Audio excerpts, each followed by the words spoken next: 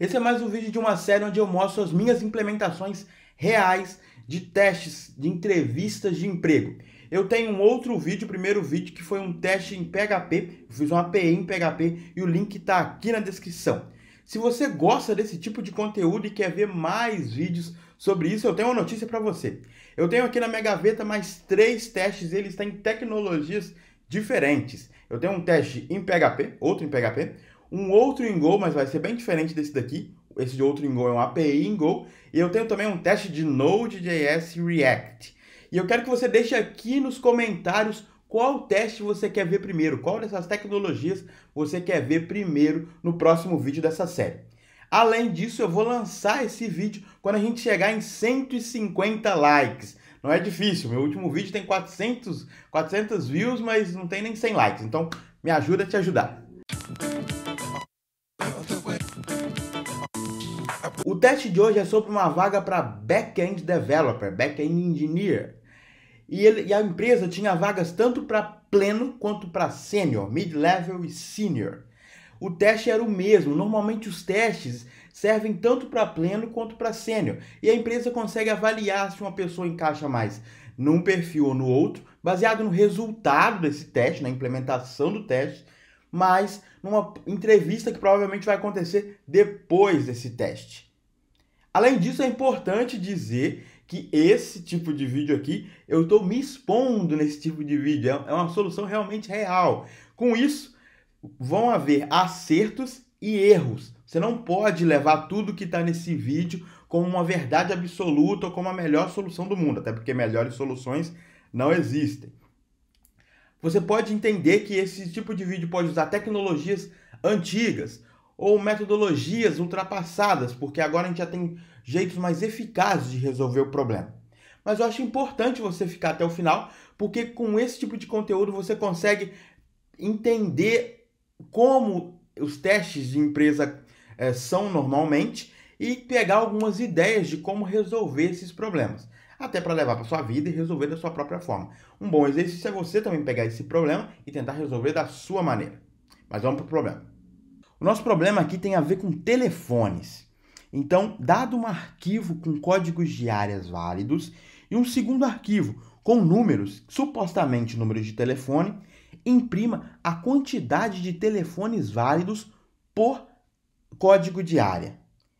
A partir do segundo arquivo, um número de telefone só é válido se ele respeitar as seguintes regras. Ele tem pelo menos 3 dígitos ou tem entre 7 e 12 dígitos. Ele pode ter um sinal de mais opcional no começo de qualquer dígito, no começo do número de telefone. Ele também pode começar com 00, caso não comece com o sinal de mais. Se ele começar com 00, esses 2 dígitos não contam no número máximo de dígitos. Não pode haver letras no número de telefone, não pode haver nenhum outro símbolo além do sinal de mais, e não pode haver nenhum espaço entre o sinal de mais e o primeiro dígito, mas depois disso pode ter qualquer quantidade de espaços possível. Com isso, o recrutador esperava que eu mandasse um arquivo binário e que esse arquivo binário recebesse como primeiro parâmetro o arquivo de telefones. Então, dado um arquivo de telefones, eu tenho um exemplo aí, nós deveríamos esperar como resultado essa string na tela, mostrando que cada area code, cada código de área, tem um número de telefones válidos. Vocês vão me ver falando sobre isso várias vezes aqui nesse tipo de vídeo. Mas quando eu tenho um problema grande para resolver, eu não consigo imaginar a solução inteira dele. Então, a melhor coisa que eu posso fazer é quebrar esse problema grande em problemas menores. O nosso problema aqui é sobre o quê? Contar quantos telefones existem por código de área. Mas antes disso, a gente precisa validar, porque existem números de telefones que realmente não são válidos. Então eu tenho 2 problemas: a contagem e a validação dos telefones. Eu não consigo contar antes de validar, então eu ataquei primeiro o problema de validação de telefones. Toda vez que eu vejo um problema relacionado com reconhecimento de padrão de texto, eu penso primeiramente em expressões regulares. Se você não conhece esse assunto, você pode deixar aqui nos comentários e eu posso trazer mais conteúdo sobre isso. Expressões regulares é um assunto muito legal e me salvou 50 mil vezes durante toda essa minha trajetória no mercado de trabalho. Mas basicamente a ideia é que uma expressão regular é um texto, é uma string que a gente escreve que representa um padrão, que representa um conjunto de palavras. Por exemplo, se você quiser uma expressão regular de todas as palavras que começam com a letra A, você consegue definir essa expressão regular. E daí você pode ver uma lista de palavras, e se você pegar uma palavra que começa com a letra B, essa palavra não casa com a expressão regular. E o nosso problema relacionado com o telefone é basicamente esse. A gente tinha várias regras e a gente ia ter que escrever uma expressão regular provavelmente bem grande que representa todas aquelas regras. Sempre que eu vou fazer uma entrevista ou que eu vou fazer algum teste, eu tenho que tentar puxar a sardinha para o meu lado. Eu não sei tudo, ninguém sabe tudo, mas a gente tem que tentar mostrar em que a gente acha que é bom, ou em que a gente é bom, ao invés de mostrar nossas fraquezas. Ao invés de fazer uma expressão regular grande, que provavelmente num mundo ideal, no mercado de trabalho, seria difícil manter essa expressão. Imagina só, de um certo dia a gente resolver mudar a regra de telefone. No Brasil a gente teve a inserção do 9º dígito. Imagina ter que mexer nessa expressão regular grande para alterar essa regra. Não seria muito legal. Então, ao invés de escrever uma expressão regular grande, eu resolvi puxar para o meu lado mais conhecimentos de orientação a objeto, resolver problemas pequenos em pequenas classes. E aí eu quebrei essa expressão regular em várias expressões pequenas. Ah, mas eu esqueci de falar uma coisa bem importante. Essa entrevista aqui, esse teste prático, a empresa não se importava com qual tecnologia, qual linguagem de programação você ia usar. Você só precisava resolver o problema. E eu aproveitei para usar uma linguagem que eu gosto muito, que é a linguagem Go. Por sinal, a gente tem um vídeo aqui no canal que eu dei um overview sobre por que Go é uma linguagem tão diferente das outras. Você também pode ver esse link aqui na descrição. Mas vamos lá para o código em Go agora. E eu tenho aqui o meu pacote fone. Eu tenho alguns arquivos aqui dentro. E a gente vai começar por esse arquivo validator. Qual foi a primeira ideia que eu fiz aqui? Como eu queria criar várias regras, olhando para o nosso problema, para a nossa descrição, a gente já tinha definido várias regras. E um telefone válido é um telefone que casa com todas essas regras. Então, qual é a ideia? Eu criei uma interface validator, que podia ter sido chamado de regra também. Resolvi dar esse nome. E defini o quê?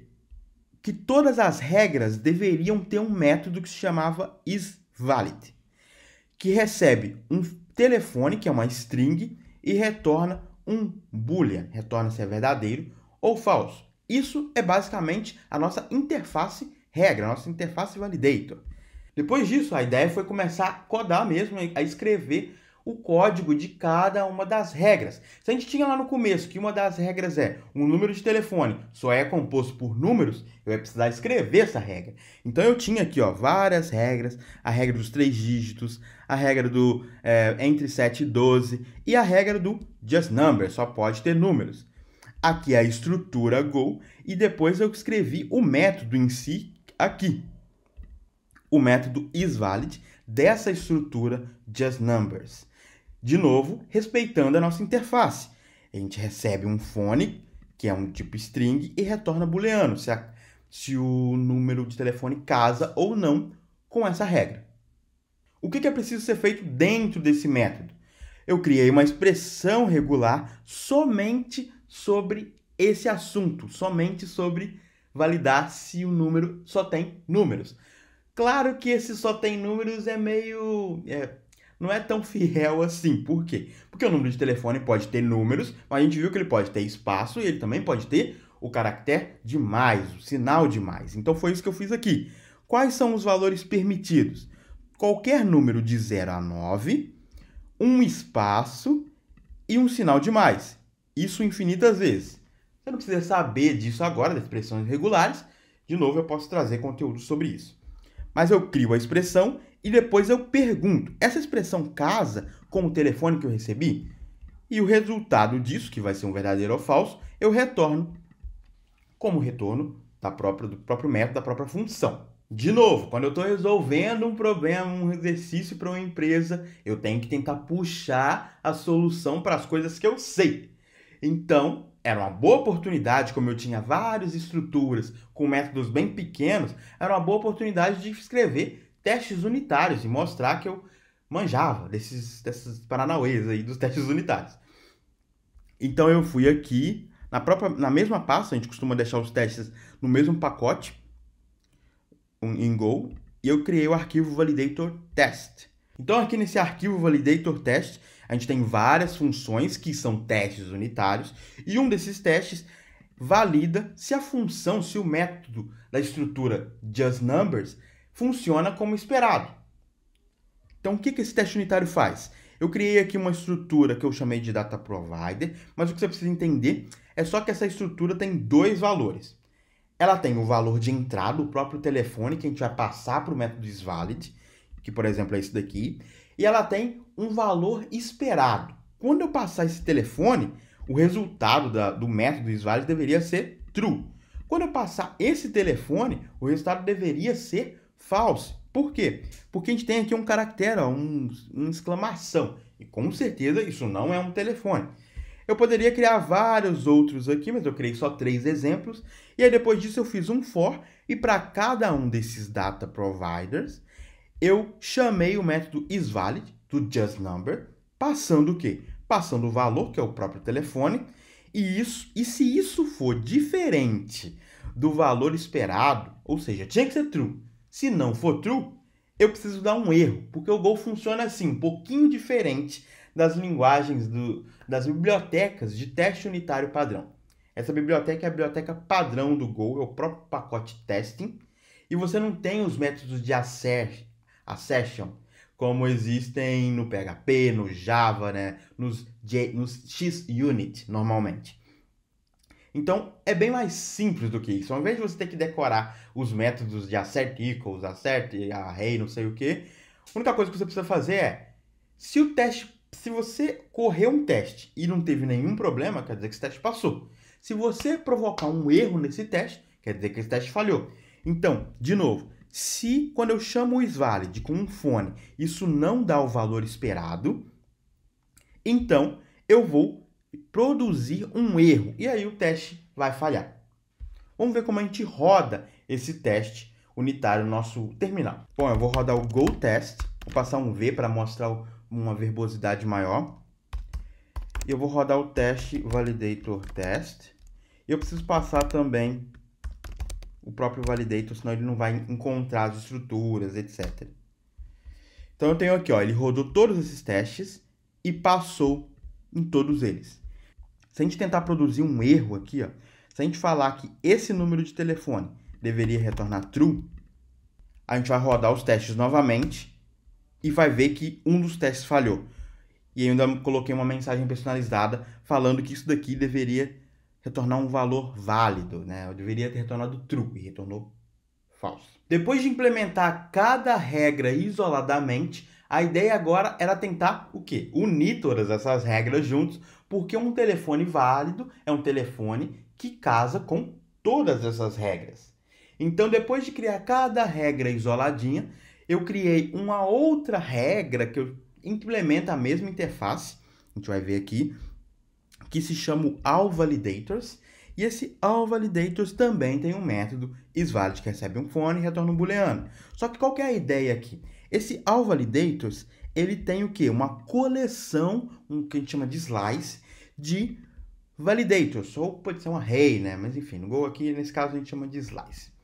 Ele tem uma coleção de validator, ou seja, ele tem todas as regras, e o método isValid dele vai fazer o quê?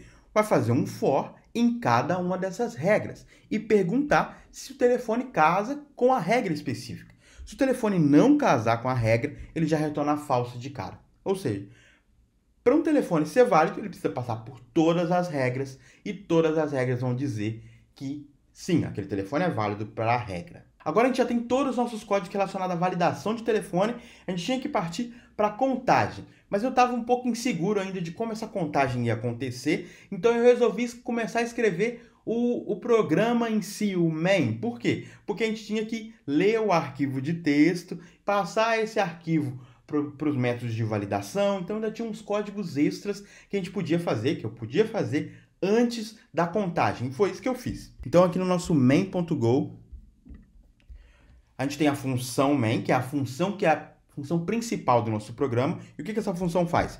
Primeiro, ela valida se tem dois argumentos, pelo menos, o nome do arquivo e o próprio argumento, que é o arquivo de texto com os números de telefone. Se não existir, ele mostra tipo um helper na tela, falando assim, olha, para você usar esse programa, você precisa passar um argumento, etc, etc, etc.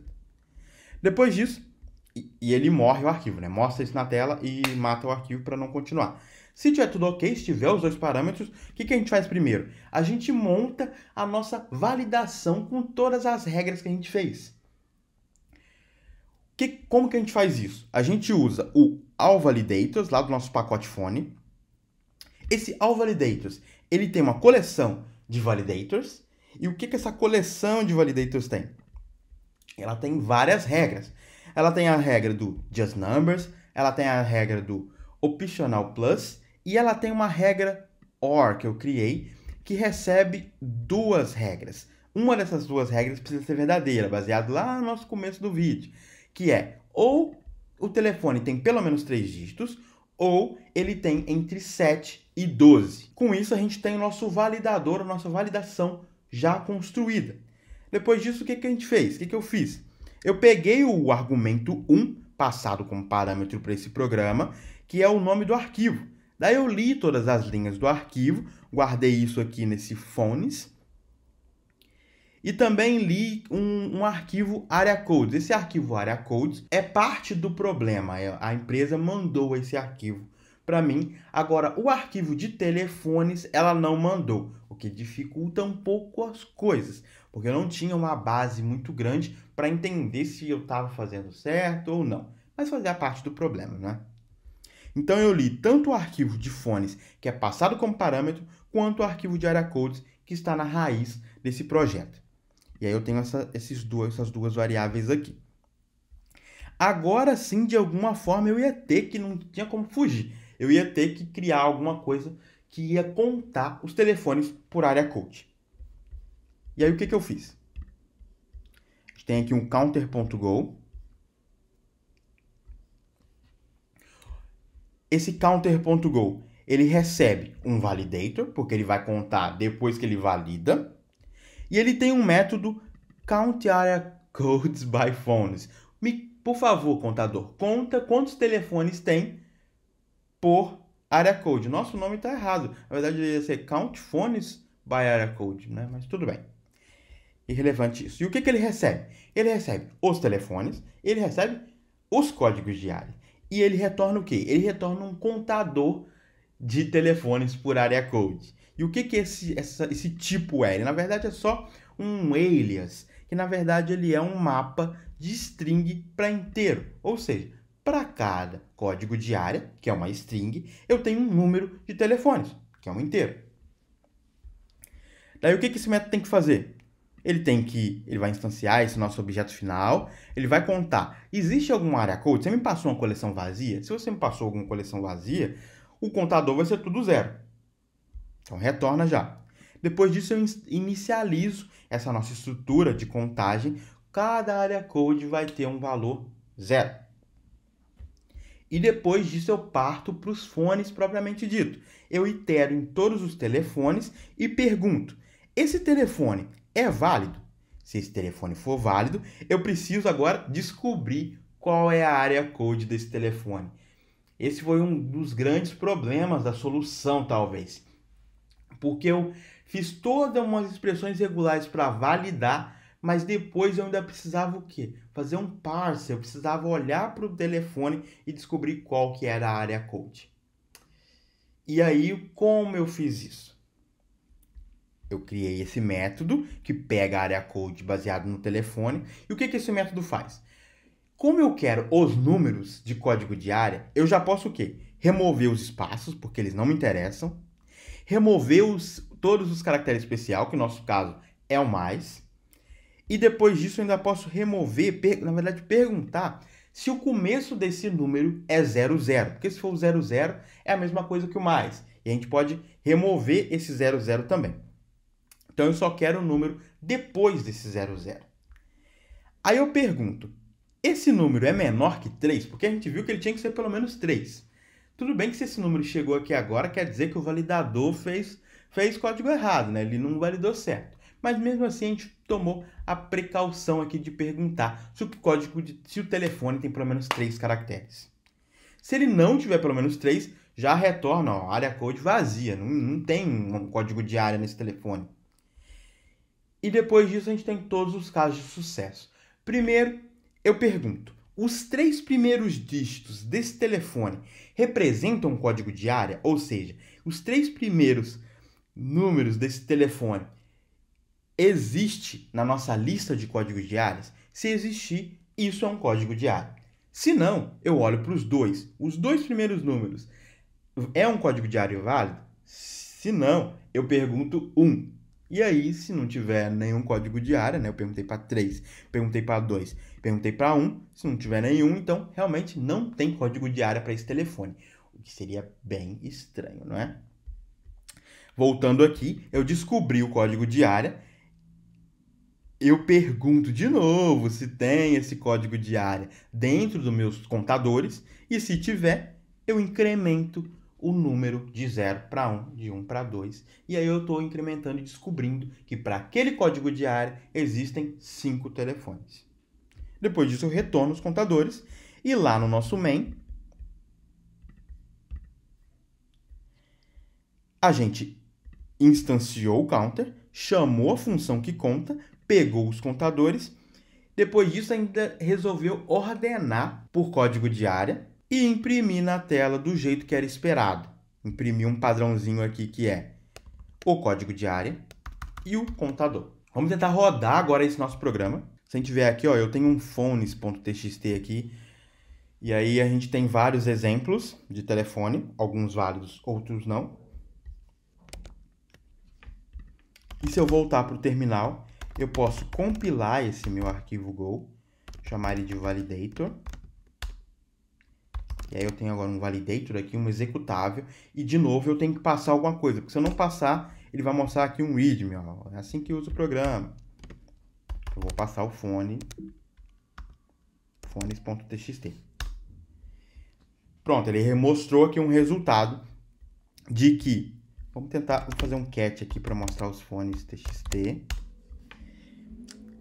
Ele identificou aqui que existem 3 números de telefone com área code 1. Provavelmente é esse e esse. E assim por diante. Ele mostrou que para o código de área 351 existem 2, para o código de área 39 existem 3 e para o código de área 91 existe um número. Além disso, como de costume, eu criei um arquivo GitLab, eu coloquei o código no GitLab, e criei aqui um arquivo de CI para que toda vez que eu comitasse o código, eu rodasse os testes unitários desse projeto. Então é bem simples, ó, só tem um job que roda basicamente o mesmo que a gente rodou aqui no nosso vídeo, né? Eu não mostrei, mas eu também criei testes unitários para o contador também, não só para validação. Como eu não tinha o arquivo de telefones que o recrutador, que a recrutadora ia utilizar na hora de correr o meu programa, eu não sabia, não tinha confiança o bastante se o programa estava certo ou não. Eu tinha baseado nesses telefones que eu coloquei, mas na verdade é que depois desse teste eu tive uma entrevista para a gente discutir sobre a solução e sobre outras coisas também, né? Uma entrevista técnica, que por sinal eu tenho um vídeo sobre entrevistas técnicas aqui também, vou deixar na descrição. E nessa entrevista ficou claro de que a minha solução não resolvia o problema completamente. Tinham bugs e ela não reconheceu alguns telefones. Mas eu não consigo trazer isso aqui porque eu não sei quais são esses telefones. Por isso que eu acho importante não só se concentrar na solução do problema, mas mostrar durante esse processo seletivo quais são as suas virtudes. Já falei isso antes, né? Ok, eu não resolvi o problema. Você como recrutador, né? Eu como recrutador, ok, ele não resolveu o problema, mas ele conhece sobre testes unitários. mas ele sabe qual é o conceito de integração contínua, mas ele entende um pouco sobre Solid, sobre orientação a objeto, que ele separou em várias estruturas diferentes, né, classes diferentes, tentando respeitar um pouquinho sobre o Solid. Então, o problema em si não está feito, até porque tinha um tempo para fazer isso, mas tem todas essas outras qualidades no problema em si. E sim, eu passei nessa entrevista, mas é importante dizer que não foi só por causa do teste. Acho que foi muito mais por causa da entrevista pós-teste do que o teste em si. Não esquece de deixar nos comentários qual das 3 tecnologias você quer ver no próximo vídeo dessa série e de deixar um like para que eu chegue aos 150 likes e libere esse vídeo. E no mais, a gente se vê no próximo vídeo aqui do canal. Tchau!